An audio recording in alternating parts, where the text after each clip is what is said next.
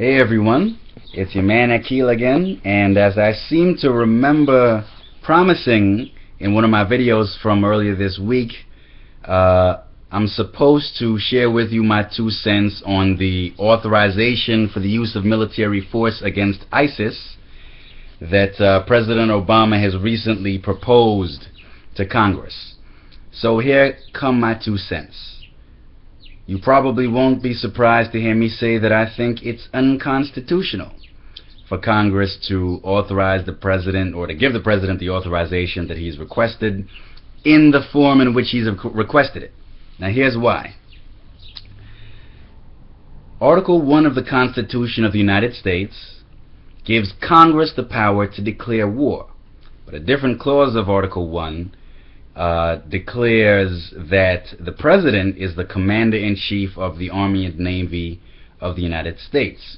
So the Constitution basically splits war powers between the executive and legislative branches of the federal government. As I interpret it, it basically gives the power to initiate hostilities or warfare to Congress, to the legislative branch, and gives the power to wage war, hopefully to a successful conclusion, to the executive branch as represented or led by the President of the United States. Now, in American constitutional law, there is a doctrine called non-delegation. The idea behind it is that the Constitution delegates certain powers to the executive branch and certain powers to the legislative branch, and that neither branch is supposed to be able to pass off its powers to the other.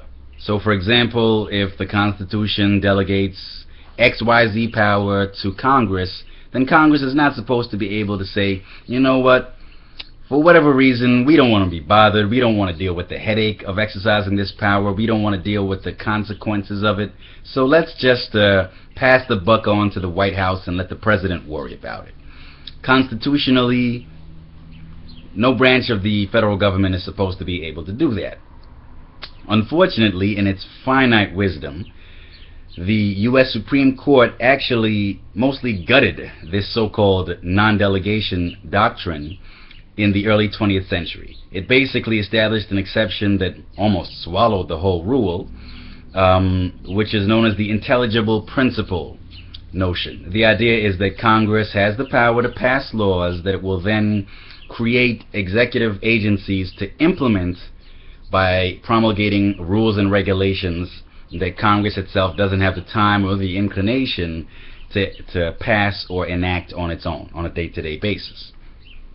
However, I think that the non-delegation doctrine should be resurrected if necessary, and should really be applied to the war powers context, because I think it's very important that the American people's elected representatives be the ones to determine as a body, namely Congress, whether and when the nation goes to war. One individual, namely the President, should not have the power in his or her hands to determine on his or her own recognizance and discretion whether and when the nation goes to war. Now, the first time the United States formally declared war against a foreign country was in the War of 1812, but before that, in the 1790s, if I'm not mistaken, there were a couple of smaller scale wars that the President fought pursuant to congressional authorization against France in the so-called Quasi-War of 1794, if memory serves, and in the war against the Barbary pirates, who were interfering with American merchant shipping in the Mediterranean, kidnapping Americans at high seas and selling them into slavery, etc., etc. More recently, the latest time the United States formally declared war against a foreign country was when it declared war against Hungary, Bulgaria, and I think maybe one other country that was allied with Nazi Germany, Fascist Italy, and Imperial Japan during World War II. So it's actually only been, I think, 5 times or so in its history that the U.S. has formally declared war against another country. So I actually don't think it's necessary constitutionally for Congress to pass a resolution or a law with a set of magic words 1, 2, 3, 4, I declare war against this or that foreign enemy in order for that resolution to pass constitutional muster. I think that an authorization for the use of military force is enough to be constitutional. The key is that that authorization actually initiate the hostilities itself. It shouldn't just give the president the power to decide on his or her own discretion whether and when to take the nation to war. It should be Congress that makes that decision, and if Congress makes the decision, then the president should get to take the ball and carry it down the field from there and actually wage the war, again, hopefully to a successful conclusion. Unfortunately, ever since the Korean War in 1950, we haven't seen Congress in the driver's seat when it comes to taking the nation to war. All too often, the president has done that unilaterally. And this has been the case even in cases where Congress passes an AUMF. I think that's because Congress keeps passing these AUMFs, these authorizations for the use of military force, that actually farm out the decision to declare war to the White House instead of exercising that constitutional responsibility itself.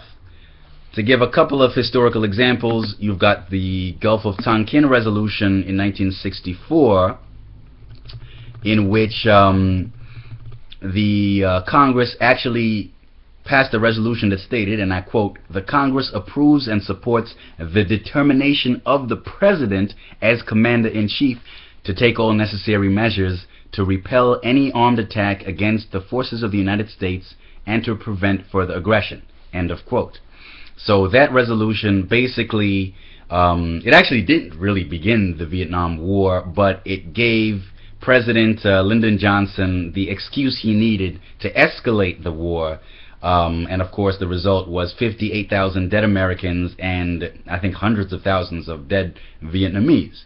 More recently, you had a more recent example of an unconstitutional delegation of the war power to the executive branch, which is the Iraq War AUMF. In October 2002, of course, Congress passed a resolution that permitted the president to deploy the armed forces, as I quote, "as he determines to be necessary and appropriate in order to defend the national security of the United States against the continuing threat posed by Iraq," etc., etc., end of quote.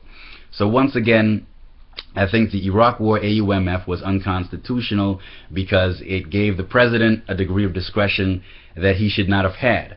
In that case, the fact that the resolution was passed in October 2002, but President George H.W. Bush didn't actually begin the war until March 2003, and in the intervening months you had Secretary of State Colin Powell appearing before the UN, you know, presenting all that bogus evidence that supposedly proved that there were WMDs in Iraq. I think all of that just goes to show that, you know, the Congress was not really in the driver's seat in determining when that war and whether that war would actually begin. So let's take a look at the language in this latest AUMF that President Obama has proposed to Congress. It states, once again, I quote, "Be it resolved by the Senate and House of Representatives of the United States of America in Congress assembled," blah, blah, blah, blah, blah. Authorization, Section 2. The President is authorized, subject to the limitations in subsection C, to use the armed forces of the United States as the President determines to be necessary and appropriate against ISIL or associated persons or forces as defined in Section 5. End of quote.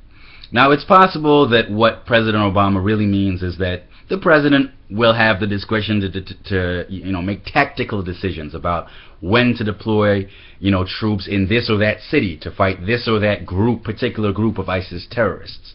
However, the language in the resolution is not clear enough on that front. I think it's a lot more likely that the President really wants to be able to deploy U.S. armed forces against ISIS in Iraq and or Syria if he wants to, but also to refrain from doing so if he deems that the right course of action to take. Unfortunately, I think that again gives the President too much discretion, and that shouldn't be surprising given that this proposed draft resolution is coming from the White House itself. So once again, I think that this is or would be an unconstitutional resolution if it were to be passed by Congress. Now, there have been a lot of arguments on Capitol Hill over other issues, such as whether, the legislation would restrict the use of ground forces, or whether it would include an expiration date. Now, the proposed draft resolution that President Obama has submitted to Congress would put a 3-year sunset clause on the authorization. I don't think that's that important, because nothing in the Constitution's declare war clause in Article 1 says that Congress has the power to determine for how long the president will actually wage war. The Constitution does give the president as commander-in-chief the power to wage war after the hostilities are commenced. And if you look at history, for example, when President Roosevelt asked Congress for a declaration of war in December 1941 after Japan attacked Pearl Harbor, he didn't say, give me 3 to 5 years to win this war against the Japanese and the Germans, or against any other enemy that we might end up fighting. He just said, let's declare that there's a state of war between us and Japan, and I'll take it from here. We'll fight this war and we'll win it. When it comes to the actual deployment of troops as a tactical matter, such as whether or not the president will get to use ground forces, again, I actually think that that's an issue that should be left to the president's discretion as commander-in-chief. But once again, I don't think that that's an issue that speaks to the constitutionality of the resolution, again, if it ends up being passed by Congress. So as a policy matter, we can have a debate about that, but when it comes to the constitutional issues, I don't think that that's all that important. So in a nutshell, I don't think that the proposed resolution that Obama has suggested so far is a good one. I think it would be unconstitutional if Congress were to pass it or were to pass something similar. And so I think that the American people need to really wake up and start reining in their elected representatives and make them stand up and do their jobs and show the president who's really supposed to be the boss when it comes to determining whether and when the nation goes to war.